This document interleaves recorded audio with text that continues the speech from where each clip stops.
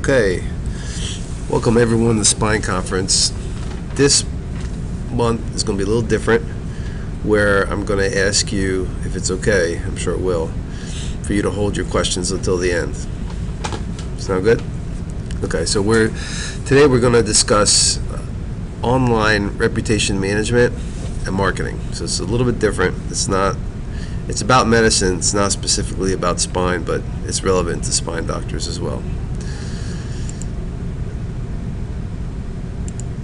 So I want to begin my discussion with reviewing a dinner conversation I had last year at the Academy of Orthopedic Surgeons.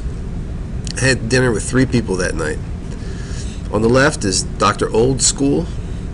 On the right is Dr. Youngbuck. On the left is Dr. Metropolis. And bottom right is me. We're all different ages. I remember discussing the embarrassing fact that I had recently Googled my name and found a terrible review about me on the comments section of ratemds.com. The patient stated, "I was one of the most rudest, condescending, unprofessional doctors I've ever encountered. He has absolutely no bedside manner." The patient who wrote the comment was anonymous. Dr. Old School started first with a discussion with, "A man's reputation is the shadow of the tree that is his character. Worry about your character, and the shadow will follow." Dr. Old School reassured me that the most important aspects of reputation and referrals come from medical professionals and patients. These people talk about you over a picket fence with their neighbors, they talk about you with their family, and they give you a review while socializing with their social groups. Dr. Metropolis, who practices in the Big Apple, then explained and interrupted that the world is a different place since we started practicing almost 20 years ago. Most of the world is connected real time to every other human being with a touch screen of a pocket supercomputer linked to the internet. If anyone wants to make a statement about you, it's a lot easier than it used to be. In the past, you needed an audience, you needed a publisher, and you needed a distribution network. Now anyone can instantaneously create, print, and distribute permanent worldwide information. Furthermore, there are websites that exist for the sole purpose of rating physicians. They often include comments from people who remain anonymous.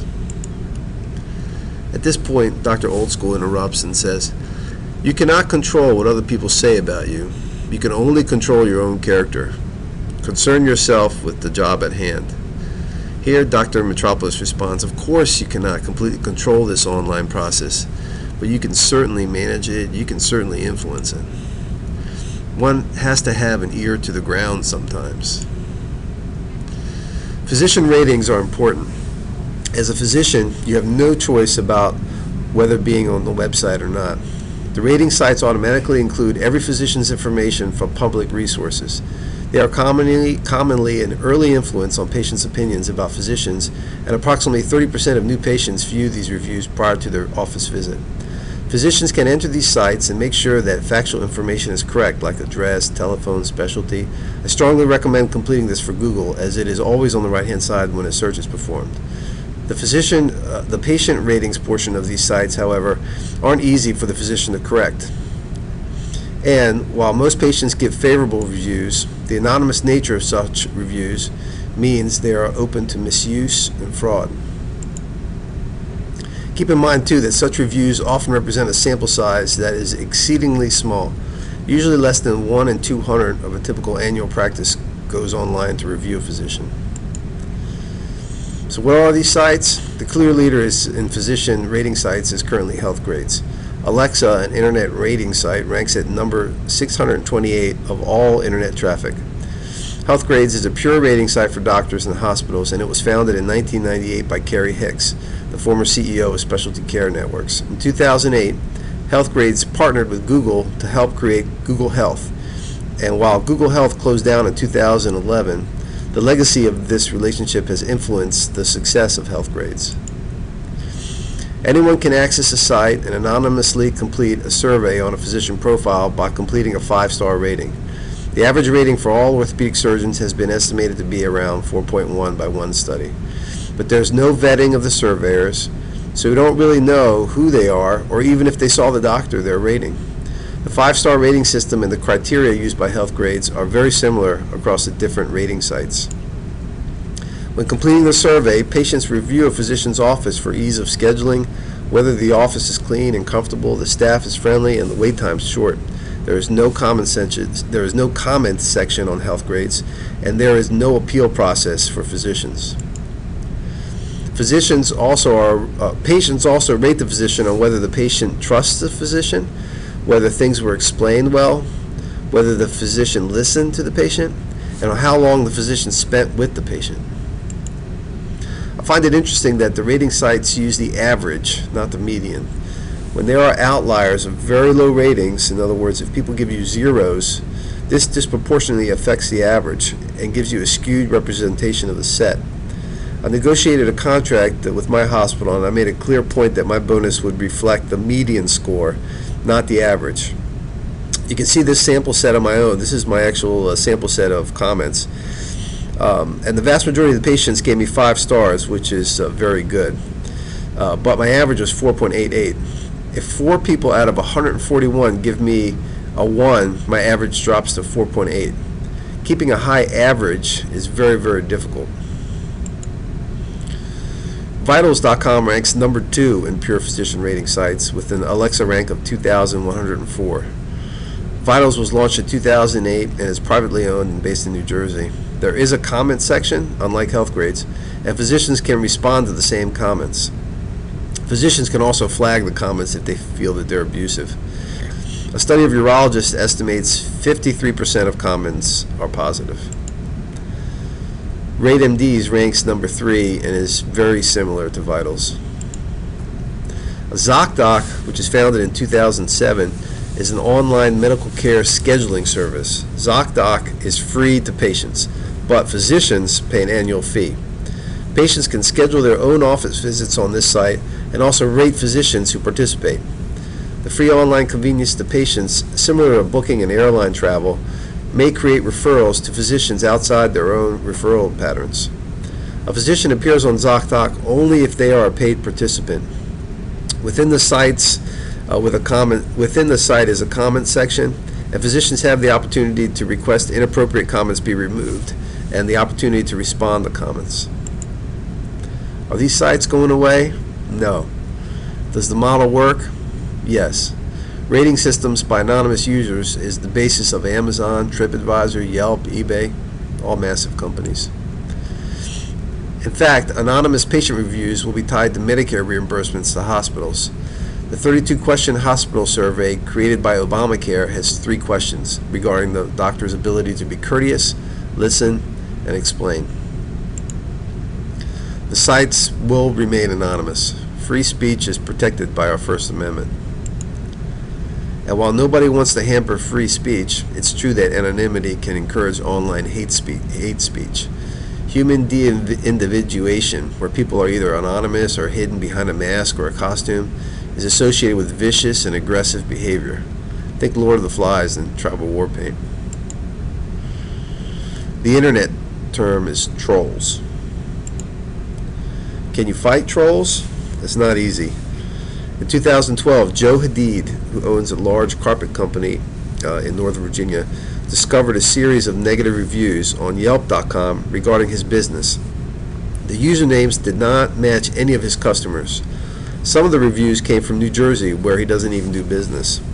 Revenue in his business had fallen from $9.5 million from $12 million in 2011, so a significant drop. In July 2012, Hadid sued the 7 Yelp reviewers for defamation and demanded that Yelp turn over their true identities. Hadid thought the reviewers came from his competitors. Yelp argued that the reviews were protected under the First Amendment and that Mr. Hadid offered little evidence that the reviews were fakes. So far, the Alexandria Circuit Court, the Virginia Court of Appeals, and the Virginia Supreme Court have sided with Mr. Hadid, holding Yelp in contempt for not turning over the names. Yelp has not turned over the names and continues to appeal the judgment. Online trolls can obviously cause damage. One response is to dilute the trolls with positive reviews. Exit cards for patients are one approach. The cards instruct patients how to create a review. You have to plant corn or you'll get weeds. I have the same exit card on every email from my office that goes out to patients with simple directions on how to create a review. I believe if a patient requests an email, they'll be more likely to complete an online survey. Here's an example of an email to a patient sending them YouTube videos on ACDF, which is their surgery. At the bottom reads a request to rate our practice on health grades. Patients are very unlikely to create a review, even with prompts. But even so, there's a greater chance that they'll do it if you ask them than if you don't. Of course, you'll still get people who give you negative reviews, but if you're doing a good job, you're likely to get far more positive reviews. Efforts to suppress online information can backfire. In 2004, Barbara Streisand sued the California Coastal Records Project, which maintains online photographic archive of the California coastline, which invaded the privacy of her Malibu home. When the lawsuit was filed, image 3,850 had been viewed only 6 times, and 2 of those 6 times were Streisand's lawyers. Within the first month of the claim, the image had been viewed 420,000 times. The days when physicians were mystical high priests is over. The internet world is transparent. Physicians have to stake their claim to their name before someone else does. Every physician should register on the rating sites, they should register on Google+, and they should register on Facebook. And be sure you're monitoring your online reputation. The first step is to Google your name. Make sure you look up at least the first 10 pages. It's very easy to create a daily alerts on Google, Facebook, and Twitter for your name as well. Prudence is paramount, as the internet information is public and sometimes permanent. At this point, Dr. Old School commented, "I remember the only thing I needed to do was advertise in the yellow pages." Dr. Old School looked over to Dr. Metropolis and asked, "Do you advertise on yellow pages?" Dr. Metropolis then explained his success with Google AdWords. Google is ranked #1 by Alexa in internet traffic and delivers targeted advertising. Google is head and shoulders the leader in internet search. When someone searches the internet for information, the organic results are bracketed by targeted advertising.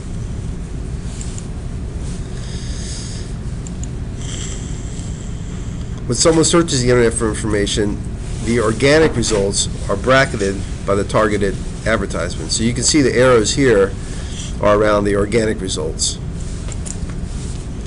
And on the top and on the side are the advertisements, which are targeted to the keywords. So when you advertise on Google, your ad appears on the right if it's relevant to the keywords that were searched. You create relevant keywords that describe your business. You pick the maximum amount you'd pay per click. You create a daily budget. You pick where geographically and when, as far as what time of day you want to advertise. And then you can also create a remarketing campaign. In other words, patients go to your site, and then the patients leave your site for whatever reason, but the advertisement follows them to the next site. And then the hope is that they go back to your site to do whatever you want them to do. At this point, Dr. Youngblood chimes in and states, "People don't live on Google. People live on Facebook. Facebook has 1.4 billion users. That's 1.4 out of 7 billion people in the entire earth. Mobile users last quarter were up 26%. The same ad process you have for Google, you can reproduce on Facebook. Facebook is #2 in all internet traffic behind Google. Facebook is doing great with mobile, which is the future. The ads are inserted into the news feed to relevant patients in your area. Facebook knows what people are feeling and thinking through their posts, so it can be a very targeted audience. Now the entire table looked at me. I like YouTube. It's no slouch on the internet, number 3 in all traffic. I create my own channel. It's free for everyone to make and to watch. Here, when you search my name, my YouTube channel is number 1. I also have it linked to the hospital website. Who could say no to free television? Every month I create and record a spine conference at my hospital. I capture it with Snagit, a software program that costs $50.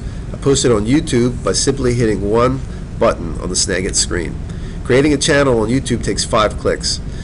I created a channel for my 11-year-old so she can put her videos on the internet. So here's my daughter. I just click her name on her Gmail account. Create a channel. I click Create Channel. I click Upload, which is on the top right. I upload a file, and she has a website. Google Analytics can track the YouTube channel you use ad nauseum. My channel has 100,000 minutes per month. So there are only 43,000 in a month. So basically, 2 people are watching the channel. 2.5 people are watching the channel around the clock, 24/7, around the world. When a patient has a diagnosis, say lumbar stenosis, I email them every YouTube video on the topic. This includes lectures, case studies, raw surgical video that I've created. Some patients soak up every kernel of knowledge, and they're very appreciative. Other patients listen to my voice, and even if they don't understand anything, they get a feel for my personality. The patient's mind processes every word, every phrase, every speech pattern, and the dialect on the video. Most patients then use their intuition to get a read on your personality. If nothing else, the patient feels that you are now a familiar person, which helps the relationship. I use YouTube as a video blog, so to speak. Drawbacks are patients who disagree with my opinions or personality. Another issue is the blog can be used against me by a plaintiff's attorney if I have an active lawsuit. In the end analysis, each person has to also use a feedback loop to monitor their plan. So if you advertise it, just try it, see what happens, reassess, and improve it. Thanks for your attention. So any questions at all? I know you came late. It's on advertising and rating reviews. How does YouTube add to advertisement? Like, you can manage your reputation that way, but can you link it into the other sites in an advertising way? Yeah, so let's say that if you right now, well, maybe like 2 or 3 weeks ago, if you typed ACDF or anterior cervical discectomy infusion, my video is number 10. I've come across your videos too. I've been showing residents or medical students to be doing a procedure, and I did it frame anatomy actually recently. Someone was doing frame anatomy in the OR, and a medical student asked me, "What are we doing here?" And I Googled frame anatomy, and your video was on the first page. We had just done that conference a couple weeks ago. Yeah, I'm just a country doctor making these videos, and yet it's up there. If you do a good job with your content, it's high on the search. So is there anything you can do on YouTube with your videos that links it back more to your practice? You know? Well, my name's on the video. I know, but You mean like for the phone location? number, You have to pay. location. You have to pay for Google AdWords. So you can you go to Google AdWords and you do it that way. So YouTube is basically you just get your name out there, but it's not targeted advertising. So the targeted advertising works like, let's say you have lumbar radiculopathy, you have a disc herniation in your back, and you're like, well, what do I do? So you type lumbar radiculopathy, and on the top and the right, the doctors who paid for advertising, they come up right away. But the way Google works is it's a auction. So they do this in like, I think they do it in like 150 milliseconds, which is fascinating. So the Google AdWords, there's an auction. Who had the highest pay-per-click? Who paid for the highest pay-per-click? That didn't meet their budget for the day yet. And hasn't meet their budget and is in the geographic area. If it meets all those things, that person goes up number 1. So you can't, and you only pay per click. So when you pay for advertising, it's people who really are interested in your subject in your catchment area. That's the magic of Google. Yeah, and I think the benefit to having the personalized YouTube content is, like he showed you, you have to add the top of the right. Like my eyes have trained to just ignore that immediately because they know. And I go immediately to the organic content. So if his name pops up in the third or fourth organic, I'm way more likely to click on that link than I am to go over to the right. Which is the magic of YouTube. Exactly. Yeah. So it puts you in the organic, not just the. Yeah. But people still use the ads. Yeah, they do. I mean, I still use the ads. What is this? I'm curious, and I hit it because it's exactly relevant to what I was thinking. And then the other thing, which is a little creepy, is you go to Dick's Sporting Goods to buy a catcher's glove for your son, and the same advertisement that you're kind of interested in follows you to Dick's. It's a retargeting campaign. So Dick's doesn't do their own advertising. Dick's sells that space to a company, say Google, and they do the advertising for Dick's. So the ad follows you, and you're like, oh yeah, I forgot I gotta buy his glove before the game tomorrow, and you hit Dick's again. So it's very powerful. Retargeting is very powerful.